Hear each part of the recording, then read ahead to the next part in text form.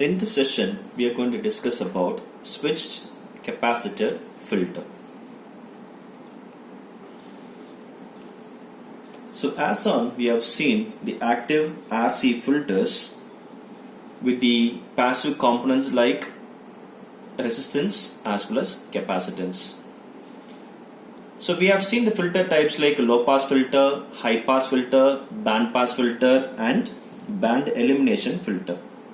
So in all these types of filters, we didn't use inductors because inductor will have more power dissipation and the size occupied by the inductor also will be more.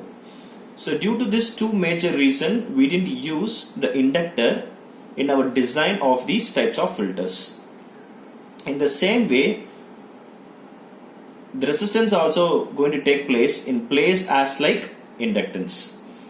So when we go for the design of various filters, the resistance will be going in larger values. So this larger values of resistance will occupy two larger size for the fabrication on a single monolithic IC chip. So by this larger value of resistance, this may create like a poor temperature, and also the linearity of the capacitors also will get varied. So this larger value of resistance will have the excessive area in a chip. So as like inductance, so inductance we have seen the drawback like it is very larger in size, it have more power dissipation. So similarly, when I compare the resistance also, when we go for the higher value of a resistance, we are going to have more power dissipation as well as the area occupied by the larger value of resistance in a chip also will be huge. So we cannot completely avoid the usage of resistance, but we have to equate the operations as like resistance with some other component. So here in this topic, we are going to replace the resistor, that is the traditional resistance, with a switched capacitor, which means that we are going to overcome the problem of the resistance by having some component, that component name called as switched capacitance. So this switched capacitance is going to be get operated with the help of switches as well as the power supply. So this capacitor is going to be driven by the switches as well as the power supply. So we are going to do all these fabrications in a monolithic MOSFET ICs. So here our objective is we are going to replace, that is the problem of the resistance can be overcome by the two switches as well as the capacitor. So this is a simple model. So here we have a resistance R, the current I passes through the resistance, and the voltage across the two terminal is given as V1 as plus V2. So now I'm going to write the equation as the current I across the resistance R. So I is equal to V by R. V is nothing but the voltage across the two terminal of the resistance. So V1 minus V2 divided by R. So this is just a basic simple idea about the resistance, the two voltages and the current flow across it. Now we are going to replace the single resistance with the capacitor and the switches. As we mentioned earlier, we are going to replace this resistance with the single capacitance as well as two switches. So this is the circuits. So in place of a single, so you can compare the previous diagram and this diagram. So in place of resistance V1, V2 are as such. In place of resistance we have the two switches, namely S1 as well as S2 and one capacitor. So what we have here, so this model consists of one capacitor, namely C, and the two switches S1 as well as S2, which are connects the capacitors. And these two switches are operated at the frequency of some F1 as well as F2. So these switches are going to operated by the input time frequencies. So these two frequencies are different. So this phi 1 is nothing but for F1, for that is S1, and this phi 2 time period for the frequency F2. So both the frequency F1 and F2, that is phi 1 and phi 2, are different. For example, when S1 switch is closed means S2 switch should be opened.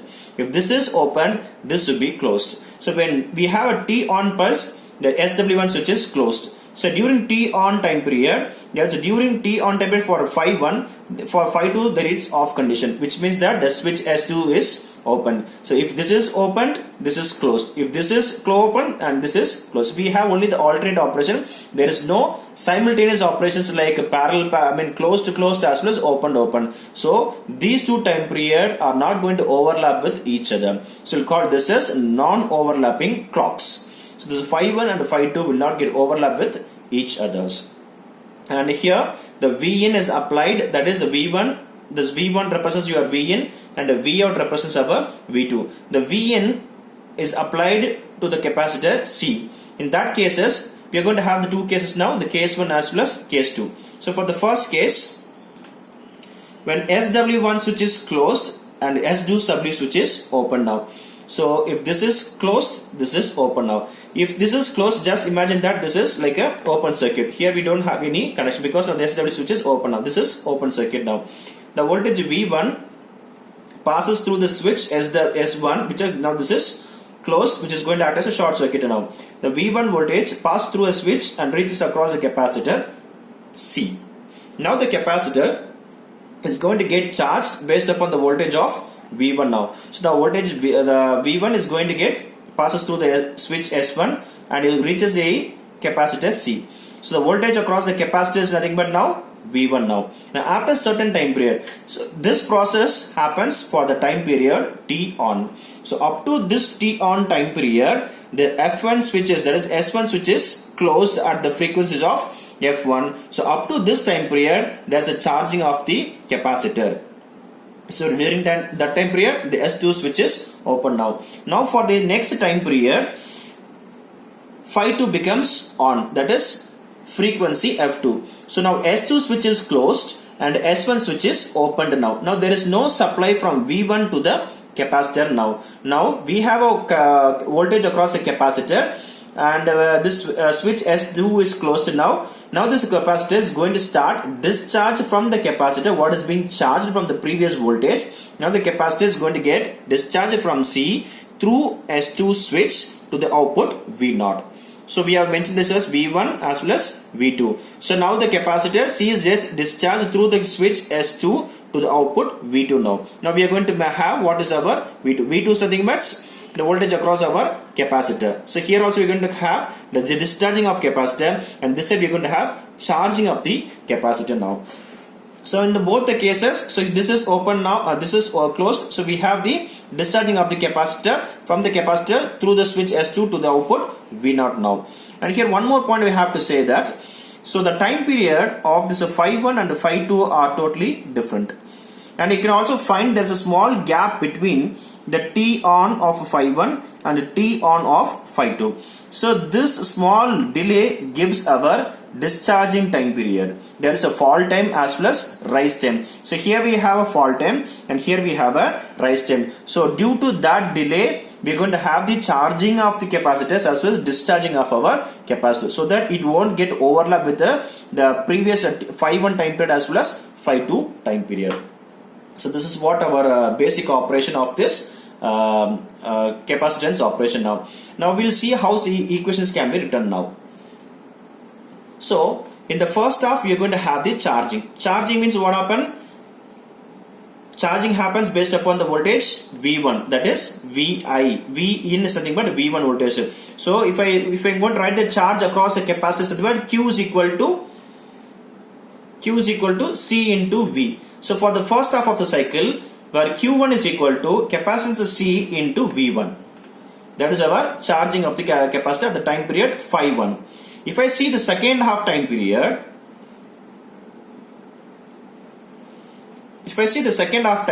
now phi 2 gets activated, that is the switch S2 is closed now, this is opened now. Now the capacitor C is going to get discharged to the output V0. So what is this? V0 is nothing but V2. So V2 now, that means Q into, that is Q2 into C into V2 now.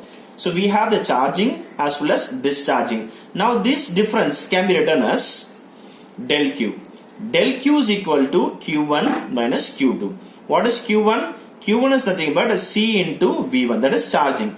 And Q2 is nothing but a C into V2. Therefore, we have the difference as C in bracket V1 minus V2. So, this is our net charges of the capacitance now. Now, this with the help of this del Q, we can write the current I which is passing through the capacitor C. So, therefore, I is equal to del Q divided by T. We are going to monitor the charging and discharging time period. So, this del Q represents charging as well as discharging for certain time period. So, I is equal to del Q divided by T. We know what is our del Q. So, we have substituted C is equal to, so C into V1 minus V2 by T. And T can also be written as in terms of frequency, but T is equal to 1 by F. So this F goes to the numerator. Therefore, C in bracket V1 minus V2 into F clock.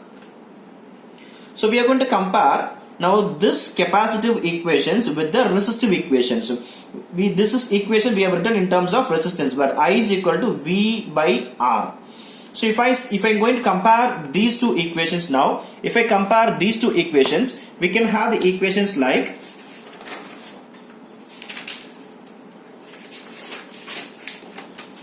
so if I write the equation for this,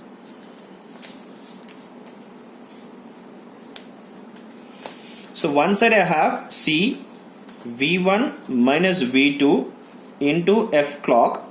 The other side I have V1 minus V2 divided by R.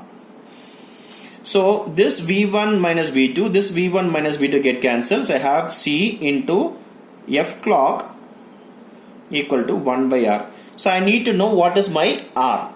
So I'll take this R to this side and the C into F clock to the LHR at this side. Therefore R equivalent is equal to 1 divided by C into F clock.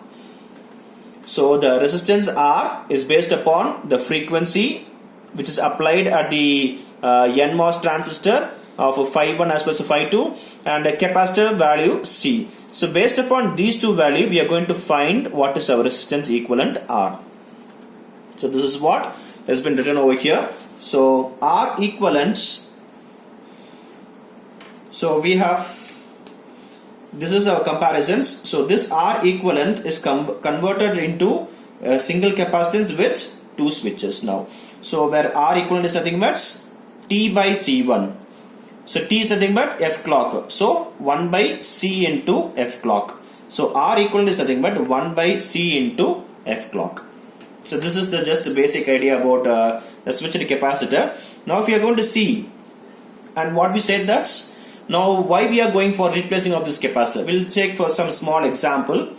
So the equivalent resistance, we are going to find what is our equivalent resistance. So we are going to assume that the C value is nothing but 5 picofarad and sampled at a clock frequencies of 100 kilohertz.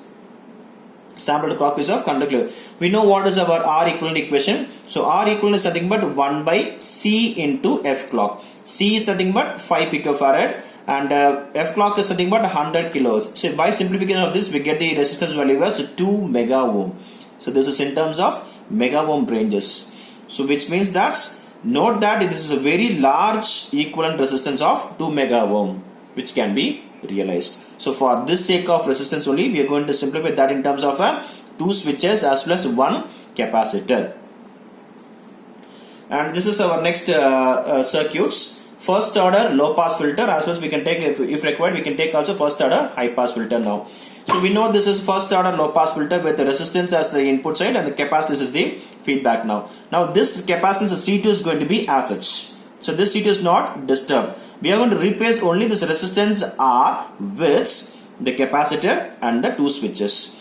So this only this part is being converted into the two switches as well as one capacitor. This C2 component is as such. So we know the transfer function equation for this node as H of S is equal to 1 by 1 plus S R into C2.